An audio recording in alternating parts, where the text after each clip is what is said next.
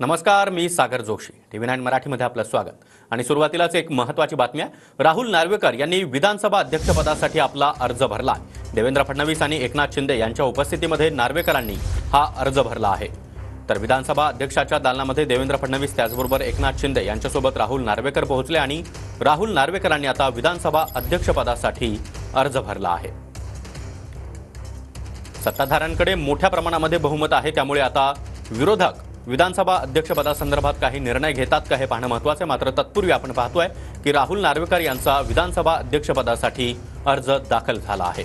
देवेंद्र फडणवीस त्याचबरोबर एकनाथ शिंदे यांच्या उपस्थितीमध्ये राहुल नार्वेकरांनी आपला विधानसभा अध्यक्षपदासाठीचा उमेदवारी अर्ज दाखल केला आहे.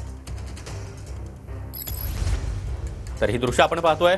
देवेंद्र फडणवीस त्याचबरोबर एकनाथ शिंदे, अजित पवार, चंद्रशेखर बावनकुळे या सर्वच मोठ्या नेत्यांच्या उपस्थितीमध्ये राहुल नार्वेकरांनी आपला उमेदवारी अर्ज दाखल केलेला आहे. तर गेल्या 2.5 वर्षाच्या कार्यकाळामध्ये देखील राहुल नार्वेकर यांनी विधानसभा अध्यक्षपदाची जबाबदारी समर्थपणे पार पाडलेली आहे आणि आता यापुढे देखील भाजपकडून अर्थात महायुतीकडून राहुल नार्वेकर यांनाच विधानसभा अध्यक्षपदासाठी संधी देण्यात आली आहे. योगेश सागर यांचं देखील नाव चर्चेत होतं, मात्र पुन्हा एकदा राहुल नार्वेकर यांनाच महायुतीनं विधानसभा अध्यक्षपदासाठी संधी दिल्याचं दिसतंय.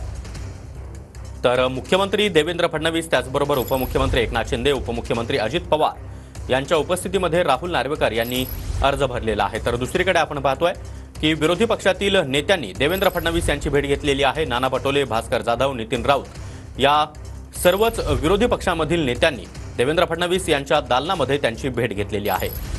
त्यामुळे मुख्यमंत्री देवेंद्र फडणवीस आणि विरोधी पक्षातील नेत्यांमध्ये नेमकी काय चर्चा होते हे पाहणं महत्त्वाचं असणार आहे. विधानसभा अध्यक्षपद त्याचबरोबर विरोधी पक्षनेते पदावर या बैठकीमध्ये काही चर्चा होते का हे पाहणं देखील तितकंच महत्त्वाचं आहे.